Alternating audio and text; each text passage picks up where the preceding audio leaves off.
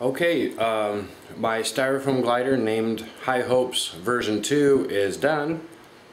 I've powered it up a couple of times, and I had to make some adjustments, but yeah, this sucker's powered up and ready to go.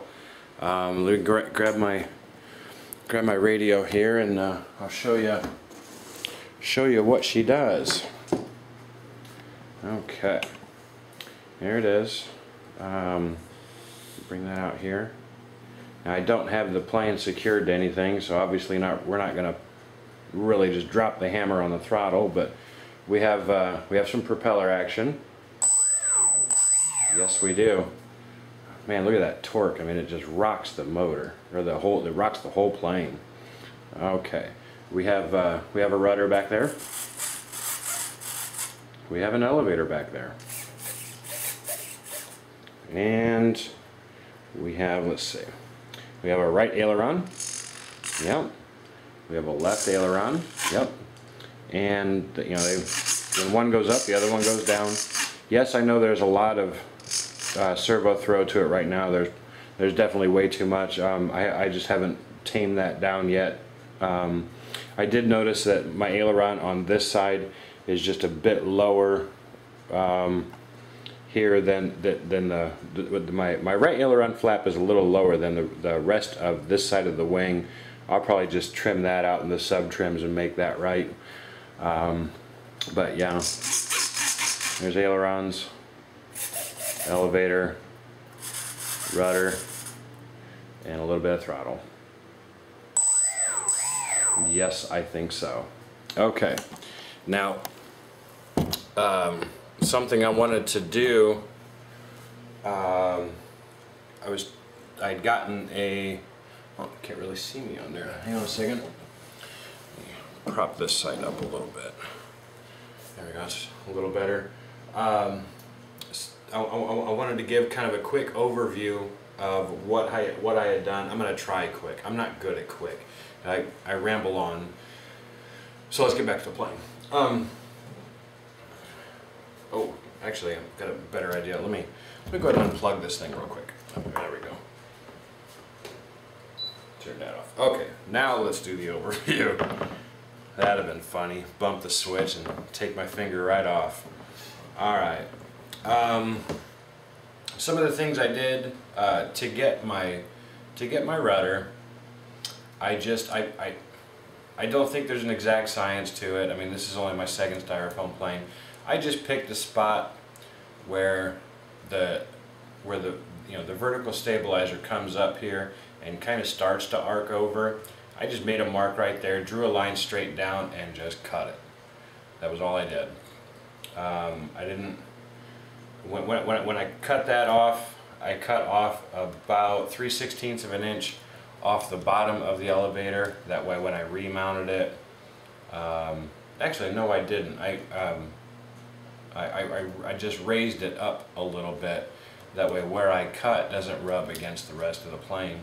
And I just put a couple of inexpensive plastic hinges from a hobby store in there with, I just used the Elmer's white glue. Because, yeah, it'll hold, but it's not like permanently in there. So if something bad does happen, I'm not going to end up tearing the foam apart trying to get that out of there. So yeah, I did that. I've got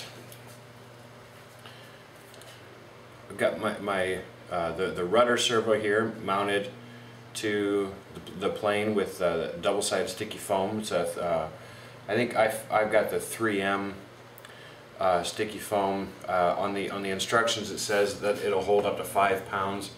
So I figured that's probably plenty strong enough.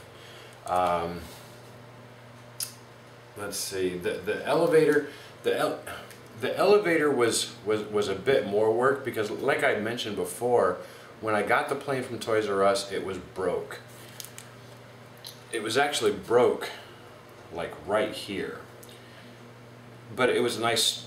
It was a pretty straight and clean break. I mean, as a styrofoam break could be, it was a nice, straight, clean break. So, you know, I went ahead and paid $1 for it, brought it home.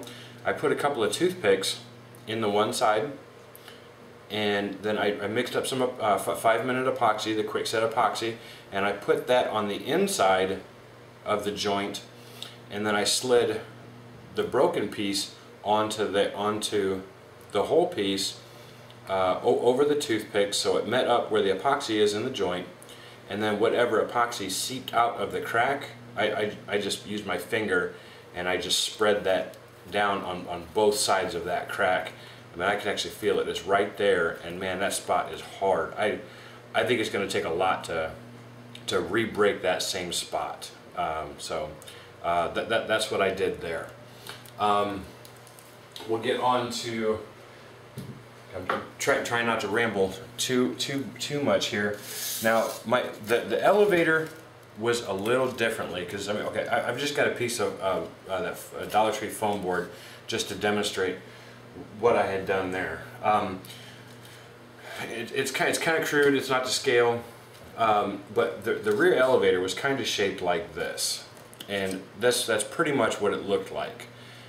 And I'm thinking, you know, how can I make my elevator out of this? Because I mean, because where this slides into the back of the plane, there was this much sticking out the back side. Okay, so what did I do to resolve that? I took that piece, I took the horizontal stabilizer, I took it here to my workbench. Let me turn my camera down here to the bench that way you can see what I'm doing here. Is that pretty good? I'm still learning this camera, so please bear with me. Okay, that's not too bad. All right, so I took the Dollar Tree, or the Styrofoam horizontal stabilizer, the elevator, and I set that down on top of a piece of it was a piece of scrap of that more expensive, that more rigid foam board from like Office Depot or Staples or whatever. I think I got mine at Walmart, but it's that more rigid foam board, and I put the elevator down on top of that, and then I traced out the shape of the back of the elevator here, and then I extended it. I think I extended it about, what, 1.5 inches or so, okay, and then I cut that piece of foam board out, and then I was left with a piece like this. And then I took this piece and then I hot glued it to the back of the elevator, okay.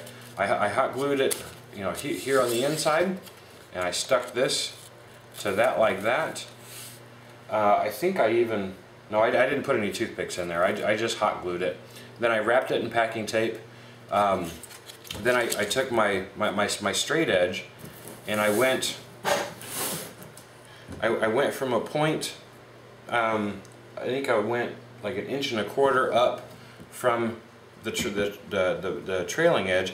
I think I went up like 1.25 inches, something like that, on both sides. I drew a straight line and I cut that. Now I cut mostly where the foam board was. Some of it was where the styrofoam was, which was okay, because then what I did is I ended up with two straight lines. One for the elevator wing, for the horizontal stabilizer, and then another one for the elevator.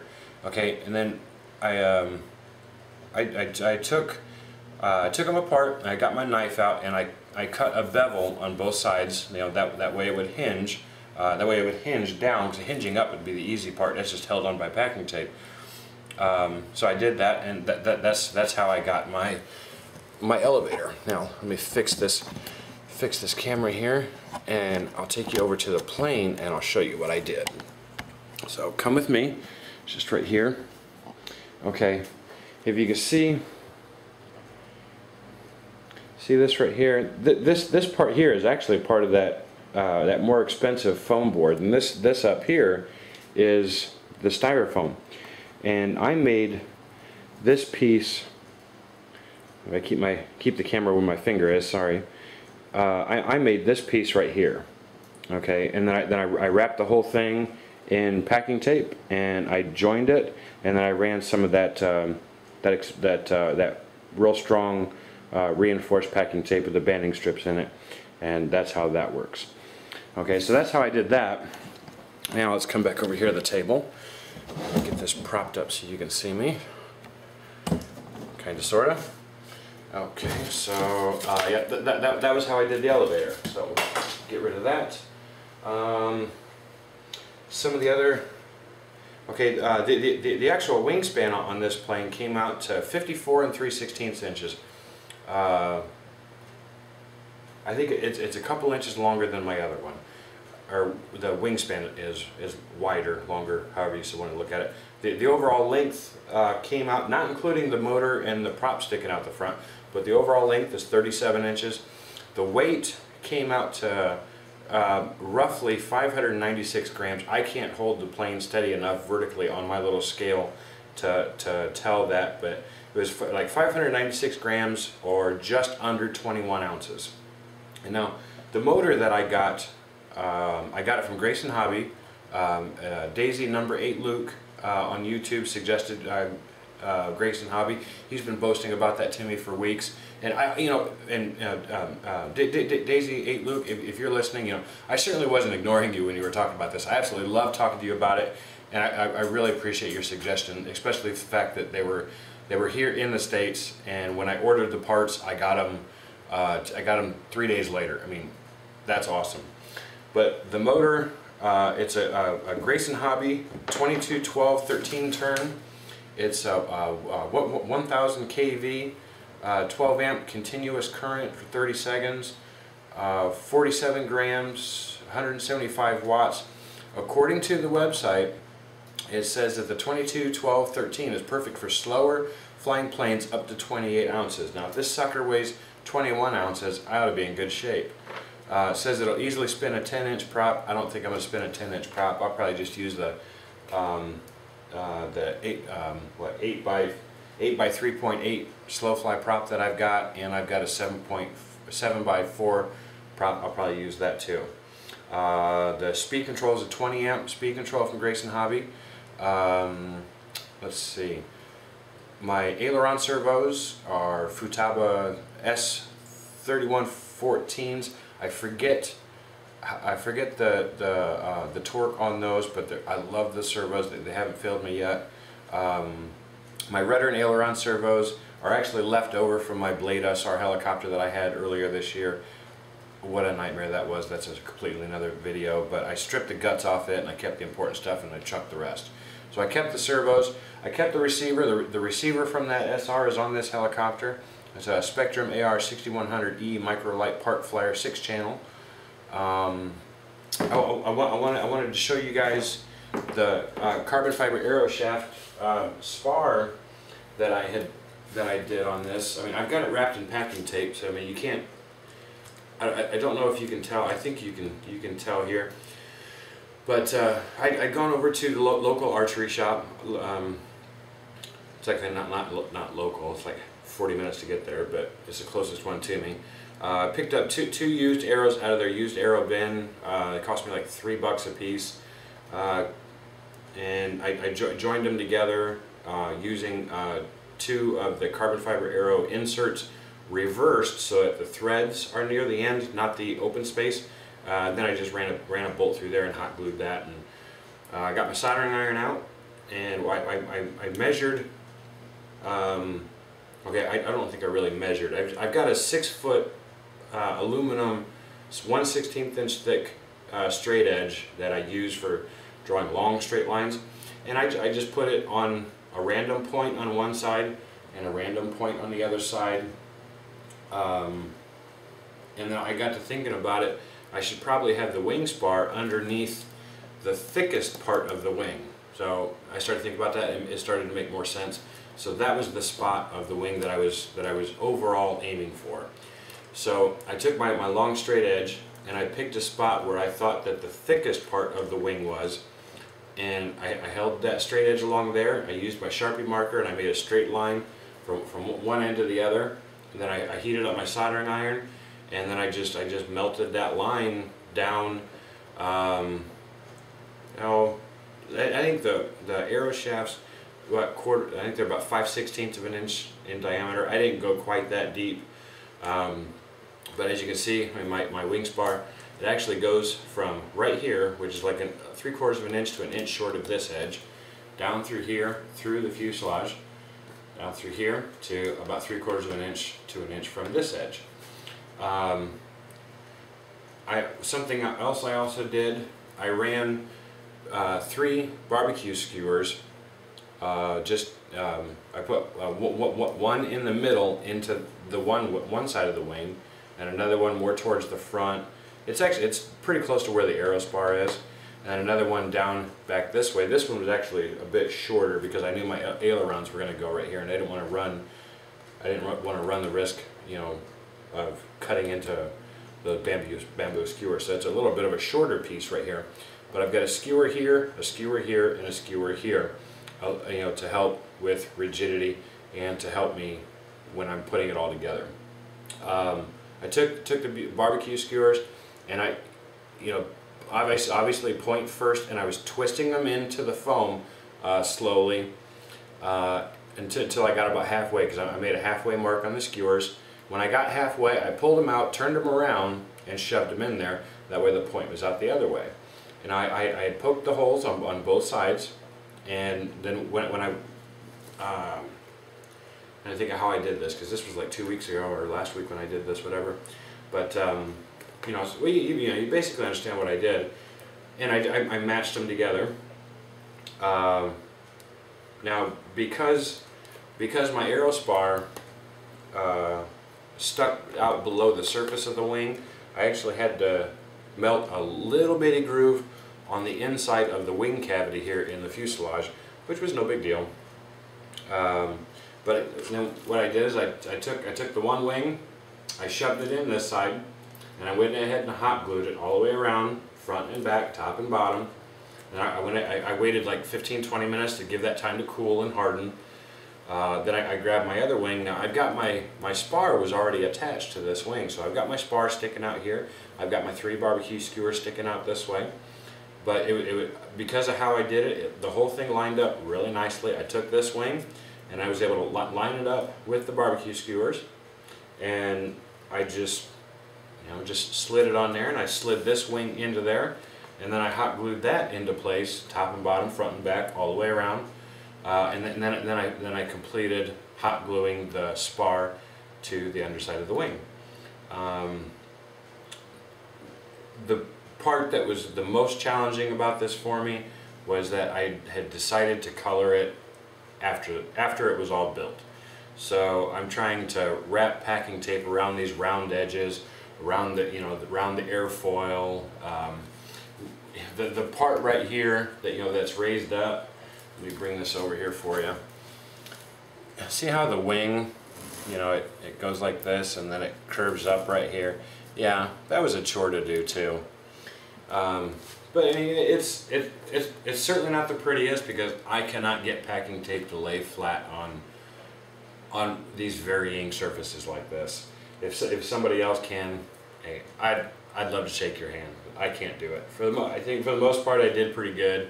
The parts of it that I couldn't get to lay flat, I slit with a knife and then just hit with a little hot glue. That way they don't, they're not flapping around later. The motor mount, that was actually pretty simple. It's just a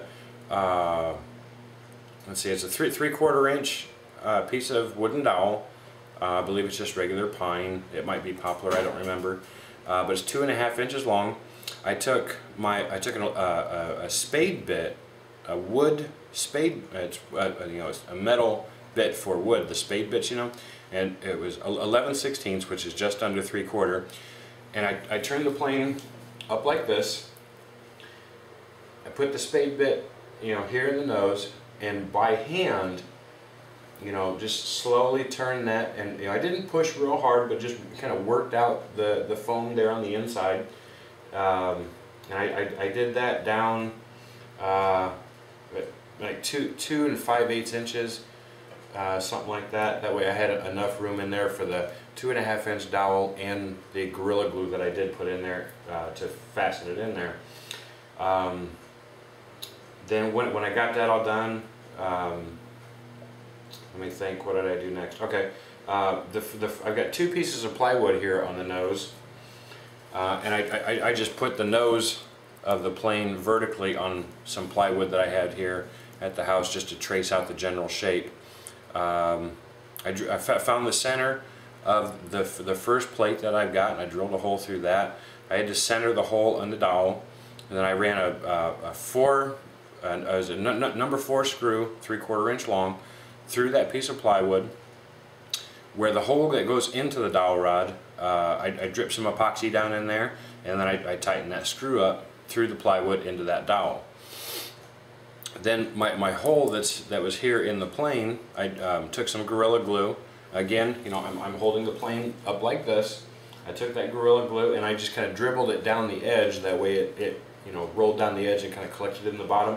And then I just slid the dowel rod with the plate here, just slid that down there.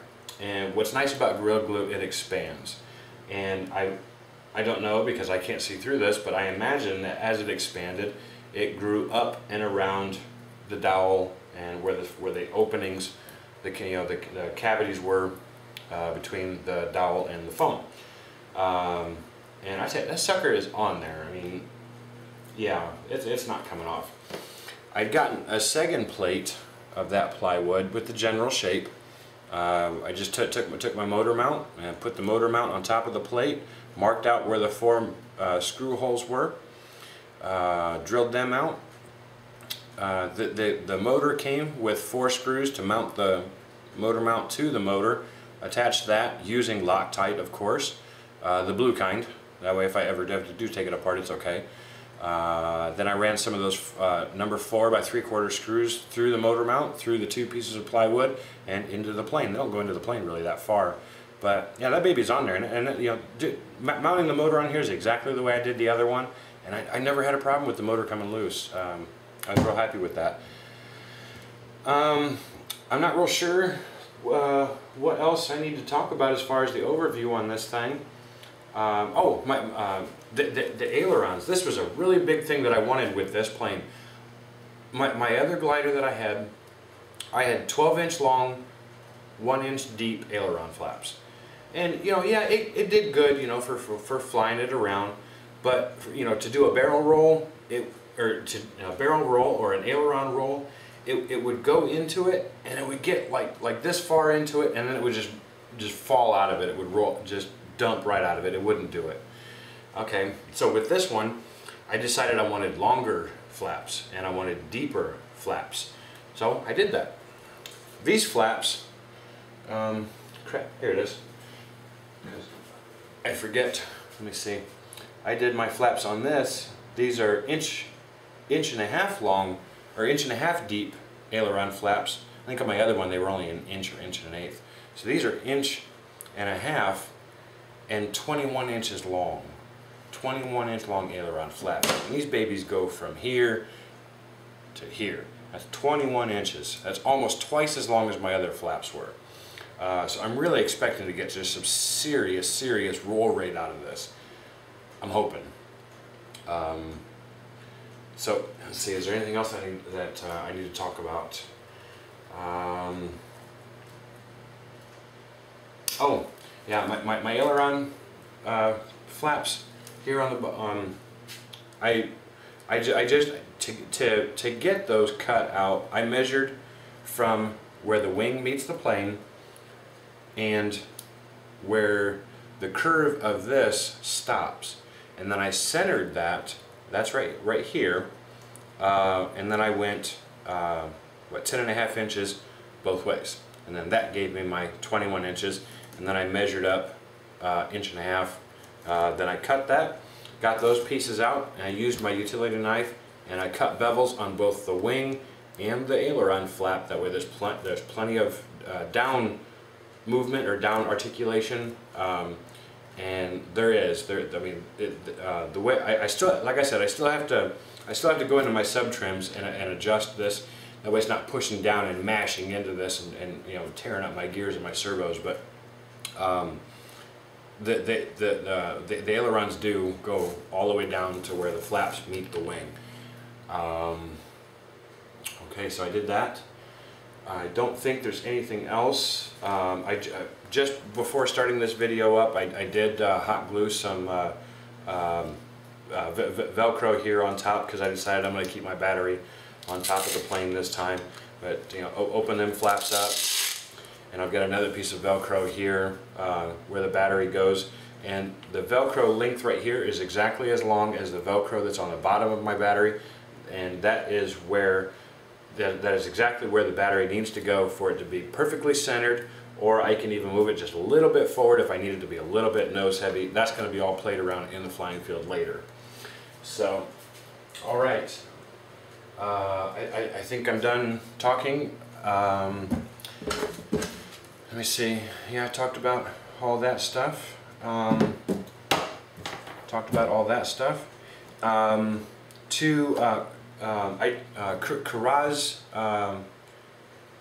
what was his name? I'm sorry. Karaz X1. I hope I'm pronouncing that right. K-A-R-A-Z X1. You posted a comment to me the other day asking for a final overview. Here it is. I certainly hope that you've enjoyed it. I hope you've learned something from it, because I think it's great that if there's something that I can help you with, because I mean, I've had a dozen plus people, you know, on YouTube help me out with my plane questions, with my T-Rex 500 questions. So you know, if there was one thing on this video that's helped you out, I'm happy. If there's something else I can help you out with, let me know, dude. I'll certainly do what I can to help you. Appreciate you guys watching. I appreciate you guys' help. If you have any questions, let me know. You guys take care.